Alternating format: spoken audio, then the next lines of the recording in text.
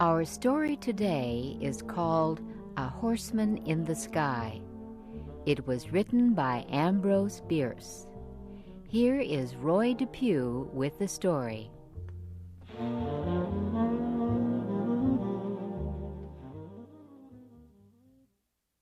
Carter Druse was born in Virginia. He loved his parents, his home, and the South. But he loved his country, too. And in the autumn of 1861, when the United States was divided by a terrible civil war, Carter Druse, a Southerner, decided to join the Union Army of the North. He told his father about his decision one morning at breakfast. The older man looked at his only son for a moment, too shocked to speak. Then he said, "As of this moment, you are a traitor to the South. Please don't tell your mother about your decision. She's sick, and we both know she has only a few weeks to live." Carter's father paused, again looking deep into his son's eyes. "Carter," he said, "no matter what happens, be sure you always do what you think is your duty." Both Carter Druse and his father left the table that morning with broken hearts. And Carter soon left his home and everyone he loved to wear the blue uniform of the Union soldier. One sunny afternoon, a few weeks later, Carter Druse lay with his face in the dirt by the side of a road. He was on his stomach, his arms still holding his gun. Carter would not receive a medal for his actions. In fact, if his commanding officer were to see him, he would order Carter shot immediately. For Carter was not dead or wounded. He was sleeping while on duty. Fortunately, no one could see him. He was hidden by some bushes growing by the side of the road. The road Carter Druse had been sent to guard was only a few miles from his father's house. It began in a forest down in the valley and climbed up the side of a huge rock. Anyone standing on the top of this high rock would be able to see down into the valley. And that person would feel very dizzy looking down. If he dropped a stone from the edge of this cliff, it would fall for 600 meters before disappearing into the forest in the valley below. Giant cliffs, like the one Carter lay on, surrounded the valley. Hidden in the valley's forest were 5 Union regiments, thousands of Carter's fellow soldiers. They had marched for 36 hours. Now they were resting, but at midnight they would climb that road up the rocky cliff. Their plan was to attack by surprise an army of Southerners camped on the other side of the cliff. But if their enemy learned about the Union army hiding in the forest, the soldiers would find themselves in a trap with no escape. That was why Carter Druse had been sent to guard the road.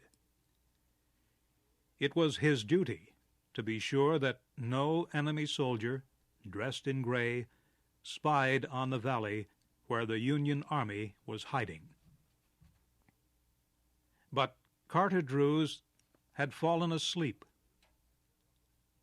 Suddenly, as if a messenger of fate came to touch him on the shoulder, the young man opened his eyes. As he lifted his head, he saw a man on horseback, standing on a huge rocky cliff that looked down into the valley. The rider and his horse stood so still that they seemed made of stone. The man's gray uniform blended with the blue sky and the white clouds behind him. He held a gun in his right hand, and the horse's reins in the other.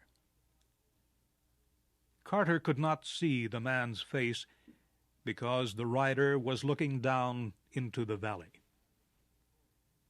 But the man and his horse seemed to be of heroic, almost gigantic size, standing there motionless against the sky. Carter discovered he was very much afraid, even though he knew the enemy soldier could not see him hiding in the bushes. Suddenly the horse moved, pulling back its head from the edge of the cliff. Carter was completely awake now. He raised his gun, pushing its barrel through the bushes, and he aimed for the horseman's heart. A small squeeze of the trigger, and Carter Drews would have done his duty. At that instant, the horseman turned his head and looked in Carter's direction. He seemed to look at Carter's face, into his eyes, and deep into his brave, generous heart. Carter's face became very white. His entire body began shaking. His mind began to race, and in his fantasy, the horse and rider became black figures, rising and falling in slow circles against a fiery red sky. Carter did not pull the trigger. Instead, he let go of his gun and slowly dropped his face until it rested again in the dirt. Brave and strong as he was, Carter almost fainted from the shock of what he had seen. Is it so terrible to kill an enemy who might kill you and your friends? Carter knew that this man must be shot from ambush without warning. This man must die without a moment to prepare his soul, without even the chance to say a silent prayer. Slowly, a hope began to form in Carter Drews's mind. Perhaps the Southern soldier had not seen the Northern troops. Perhaps he was only admiring the view. Perhaps he would now turn and ride carelessly away. Then Carter looked down into the valley so far below. He saw a line of men in blue uniforms and their horses slowly leaving the protection of the forest. A foolish Union officer had permitted his soldiers to bring their horses to drink at a small stream near the forest, and there they were in plain sight. Carter Drews looked back to the man and horse standing there against the sky. Again he took aim, but this time he pointed his gun at the horse. Words rang in his head, the last words his father ever spoke to him. No matter what happens, be sure you always do what you think is your duty. Carter Drews was calm as he pulled the trigger of his gun.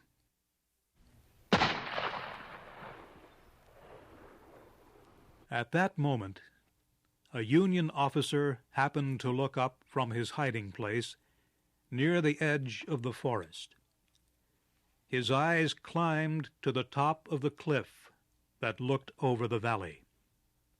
Just looking at the top of the gigantic rock so far above him made the soldier feel dizzy.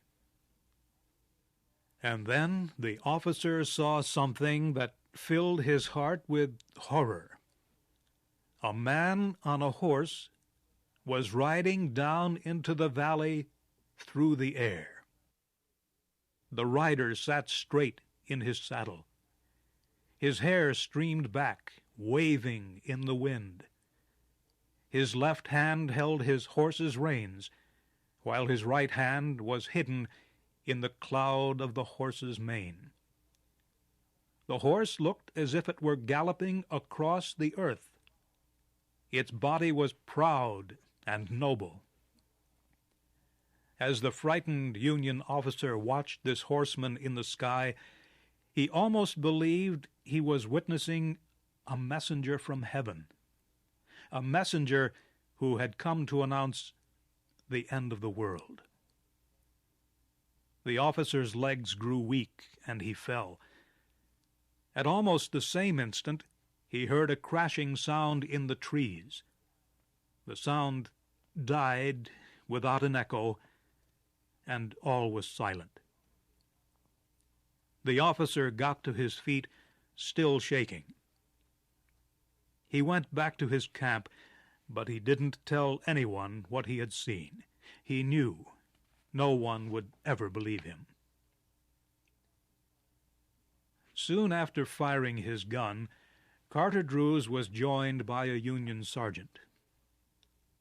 Carter did not turn his head as the sergeant kneeled beside him. "Did you fire?" the sergeant whispered. "Yes." "At what?" "A horse. It was on that rock. It's not there now. It went over the cliff." Carter's face was white, but he showed no other sign of emotion. The sergeant did not understand. "See here, Drews," he said after a moment's silence, "why are you making this into a mystery? I order you to report. Was there anyone on the horse?" "Yes." "Who?" My father."